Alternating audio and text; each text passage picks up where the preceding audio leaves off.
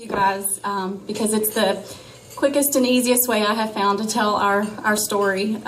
There's a lot to it, but that kind of summed it up pretty well. And the special thing about that video is that Mother's Day 2012 is kind of when it debuted. The video garnered around 11 million views before we quit counting. It went viral all over the world, not just all over the country. It was the most watched video on Huffington Post on Mother's Day. And ever since then, our lives have not been the same. And that video is part of why I'm here today and was invited here. The video launched multiple media opportunities for our family. Christians appeared on every local news station in our area, in the Nashville area, and many, many more that we're still learning about. People are sending us the clips and saying, "Oh, did you guys know you were on here?" And we're still finding out about them, and it's really amazing to see. There's been so many articles written about Christian. I've tried to print them all out to keep to someday gift to him, and I can't even keep up with all of them. Magazines, newspapers, online, all of it. There's just so many, just telling Christian's story that we can't even really keep up anymore. He has a Facebook following now of over 200,000, where we tell about Christian, tell about his growth and how he's progressing, and the funny things that he's doing, because he is a character, that's for sure. And people really enjoy seeing what he's getting into and how he's growing. And the Facebook page has probably been our biggest outreach. We have reached the entire world through the Facebook page as well. Just to name a few of the countries that we have followers in: Australia, Great Britain, Israel, Hong Kong, Iraq, the Netherlands, Italy, Chile, Sweden, South Africa, and Ukraine, and that's not even all of them. And as we mentioned, we recently traveled to Hollywood. That was probably our funnest trip. Got to spend a few days on the Hollywood Walk of Fame and appear on the Doctor's Show, and got to meet Dr. Travis, if you guys know who he is. He's from Nashville, so we're kind of fans. And that was just such a fun experience for our whole family, and something that we're going to be able to share with Christian when he gets older. And that episode, there was an estimated 300 million people who viewed it. And it aired back in February. I hope some of you got to catch it. And so as you guys have noticed, what our story kind of hinges on is Christian's medical condition. You guys have those cool little comic books in front of you there, and Christian is depicted on the front. And Christian's medical condition is known as Tessier cleft lip and palate. And cleft lip and palate is a very common birth defect. Christian's form is not. Here, listen. As the video mentioned, he's about 1 in 50 or 60 in the entire world. Documented medical history. His doctor says he's 1 in a million for sure. Listen. And so when I was pregnant with Christian, what happened was fibrous bands in the placenta attached to his face. And they left him with no roof to his mouth. They left him with a gaping hole on either side of his nose, and it went from a V from his mouth up into his eyes. And it also left his eyes clefted, which means that he's blind.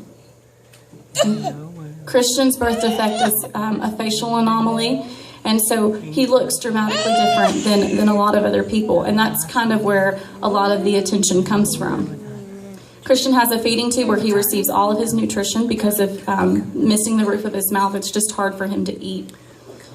And because of his vision impairment, we attend 7 therapies every week just to help him progress and grow, and he's doing so great. He's been walking for a little over a year now, and they told us he wouldn't walk for another year from now. So we're really proud of that one.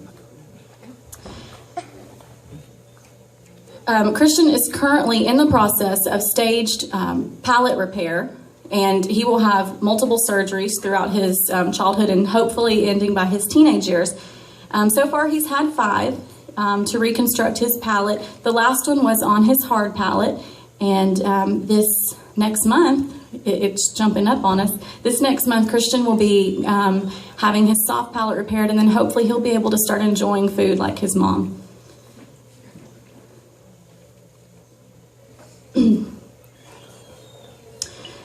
So we've definitely faced some challenges, and you guys heard a little bit about it there in that video. And we've definitely faced some struggles that I'm sure some of you here can relate to. And what I like to emphasize to people is that every single step that we have taken, every struggle that we have faced has been worth it. Society doesn't always see it that way, but Christian and I are on a mission to change that. And at times I'm bombarded by this erroneous way of thinking. Tennessee has what's known as, Ohio may too, but I'm not sure. It's the 3-day rule. So if you have a baby in Tennessee, within 3 days of giving birth, if you decide that you don't want to keep the child, you can leave it at the hospital, no questions asked. And this law is in place to protect babies. And I support the law because it does happen. But I had never felt the need to take advantage of that law. I had loved and wanted my babies very desperately. Yet when Christian was in the NICU, we had nurses who questioned why we didn't take advantage of that law and why we didn't abandon him while we had the chance. I've had people ask me why I didn't abort him, as if he would be better off dead. I've had people say that he's going to be a drain on society, or what's he going to do when you're gone? And I tell them, well, he's probably going to be married with kids and working a job and, those kinds of things. But the fact is, people say it. This way of thinking has bombarded me at times, but it's just never set well with me. I just couldn't swallow it as truth. It just kind of hung in my throat. And that's kind of where the video was spurred from and why I wanted to share our story and share a little bit about our journey so that other people could see that there's more to it than just the birth defect. But some people, they just see our struggle and they don't understand that every step that we've had to take has been worth it. And whatever price that we've had to pay, we paid gladly. Christian is not a burden that we've had to bear. He's a joy that we've had the honor of raising. And it is a privilege to be his mom. So when Christian was little and we were getting used to medical routines and doctor's appointments and all those things, it got to the point where I didn't think much about a tube feeding or 2 or 3 doctor's appointments a week. Those were just our normal. It was just what we did. But I learned really, really quickly, within just a couple of months of his birth, that when other people saw our version of normal, they saw anything but normal. And going out and about with Christian, it can still be interesting for sure. So we typically get just a few different types of reactions with Christian. And so I've named them here for you. So we get this one reaction. I call it run, Forrest, run. They see Christian and they just don't know what to do. They don't know how to react. And so they just turn the opposite direction and they go. Or their children will say something that a 3-year-old would say that's kind of embarrassing for them. And so they'll grab that kid and they'll take off running. So those are the run, Forrest, runs. They feel really, really awkward and it's really apparent to us. So sometimes we try to have a little fun with them and break the ice. It can get interesting. Then we have some that I call the apologetics. They're just really, really sorry. And they just keep saying, oh, I'm so sorry, I'm so sorry. And they have a lot of pity for us. And I love these people because their heart is definitely in the right spot. And because I get a chance to tell them, don't feel sorry for us. We're not sorry. I try to leave them, sometimes they start out crying, and I try to leave them with a better attitude than when they first saw Christian and kind of felt pity. And I try to tell them he's spoiled rotten, there's nothing to feel sorry about. The third ones, I like to call these, the mama didn't teach him any manners, because I'm from down south, so I can say that. Sometimes these comments are just plain out rude. Sometimes they're just out of ignorance, they just don't really know. But either way, sometimes when I hear these things, I just cringe just a little bit. And those you kind of got to approach carefully. So sometimes I'll say something, sometimes I won't. It just depends. But I always love to educate people and let them know if I get the chance. And then finally is a group that I absolutely love to encounter. These are the ones that when they see Christian, if they've not heard about him or they don't know about him, they just start smiling. So then I know, I'm like, oh yeah, they got this, we're good. They don't ask questions about his birth defect. They don't ask why he looks the way that he does, because it just doesn't matter. They just want to know about Christian. So it's really, really fun to get to talk to these people because I get to share more than just about Christian's birth defect. I get to share really about who Christian is. And I enjoy these people so much because there's just an instant acceptance of who he is. But whichever type of these people that we encounter out in public, and we have encountered a lot of them, he draws a lot of attention, that's for sure. I used to kind of test the waters, and I would kind of react differently all the time to just kind of see what was going to not just leave me feeling worse than when I got there. So I've discovered that the way that I handle it every single time, no matter how the other person reacts, is with love. Even those rude ones that I kind of just want to smack them or give them a swift kick, I just respond in love. If Christian has taught me nothing else, and he's taught me a lot of things, he's taught me that we can change the world, at least 11 million people. And if we are going to change the world, it's going to be through love. That saying, you catch more flies with honey than vinegar, we use a lot of sayings down south. I don't know if you guys, but that's one of our sayings that we use a lot. And it's so true for us. I have never convinced anybody to accept Christian for who he is and to see past his disability by yelling at them or berating them or chastising them, although I have been guilty of doing it from time to time. If I'm just having a rough day and I just can't deal with it that day, I've definitely learned that's not the way to win people over. But I've definitely changed a few minds by showing love and compassion. And I used to get upset when I couldn't win somebody over. I had an instance one time through Facebook. Somebody sent me a message and they said, "How dare you Photoshop pictures of your child to get pity? You should be ashamed of yourself." And so I knew the guy was mistaken. And I said, "Oh, hey, look, we're kind of from the same area, you know." And so I was trying to make small talk, and he wasn't having it. He was just like, "Don't talk to me. You know, I can't believe you would Photoshop pictures of your child." So I kept just trying. I was like, "Look, I promise you can Google his birth defect. It's real." And I just really wanted this guy to not hate me. But man, he did. And there was nothing I could do or say to convince him. And man, it bothered me for a long time. And I finally got to the point where I realized I wasn't going to win everybody over. And sometimes people's hearts just aren't in the right place at that time. And I have to be okay with that, because all I can do is love them, and that's it. And then there's been times when, you know, some people's hearts may never be ready. But I've learned that hating them isn't going to change a thing. I actually feel sorry for these people who look down on us, who see Christian as less than.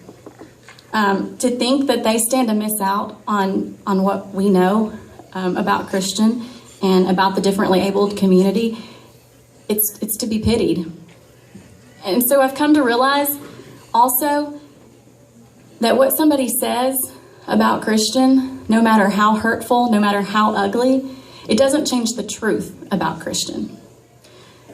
The truth is that differently abled doesn't mean less than. And the truth is that Christian and others with different abilities are just as valuable as those without, and they have just as much good to add to the world.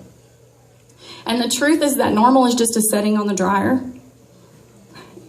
and that we are all created equally. And the truth is that different is not a bad thing. So when you stand in truth and you carry love as your banner, you are unstoppable. And Christian is living proof of that. So Christian has inspired me to work toward my Juris Doctorate. So I'm just about to finish up my third year. I have one test left, so y'all pray for me. And I'll be graduating next May, and I'm super excited about that. It's been a long road. And so I want to use my law degree to reach out to families who are going to be where I'm at right now, who are on this journey that we are on. Navigating all this legal stuff, man, it's been difficult, and I've kind of had to do it based on like my law school knowledge. And I don't give people legal advice because I'm a student. I'm still learning myself. So it's really hard for me to even take my own advice on those things. So I just want to reach out to people with that degree and help those who are where I'm at right now. I want to be able to walk people through all these legal processes and look them in the eye and just be able to say, I've been there. I understand. I get it. So, looking back over the last 3 years, who would have thought that such a child like Christian, a severely disabled child, could touch the hearts of 11 million people and change the views of how so many people view the differently abled. If I hadn't been living it, I probably wouldn't have believed it myself. We are so thankful for who Christian is. We are thankful that we get to be his parents. We are thankful for who God has made him and who he is growing up to become. We've always called Christian our little superhero, which is kind of the inspiration for your comics on the table. Since he was born, we've been putting capes on this kid and telling him, you know, you're a hero, Christian. Every time he has surgery, we put his cape on when we go into that hospital, and man, we go in fighting because we're going to conquer this. So Christian is 3 now. He's an avid Elmo fan. He takes piano lessons, and he's actually pretty good for a 3-year-old. When he was just 2, I like to brag on this, he was playing pieces of Fur Elise, which is classical music, and he has a little brother, Chandler, Chandler likes to steal his toys. Christian loves him anyway. And we also recently just got a little puppy who we named Hero, appropriately. He likes to give wet kisses, and Christian does not like those kisses. Christian, he just loves life. He loves to swim. He loves going to church and playing in the nursery. He loves visiting his Nana and Pa. He loves going for walks. He loves life. I dare anybody to say he's miserable. His life is anything but pathetic, and it's just rich and it's overflowing, and he is far from pitiful. Christian's laugh is infectious. I hope you guys get to hear it tonight before we go, because he is something else. And he's going to go far in life. You guys remember that face, because one day you're going to be seeing it. His disability, although it's been a part of our journey, it's not the only part. There's so much more. And I'm excited to be along for that ride. You know, not everybody gets to meet their hero. I gave birth to mine. Thank you.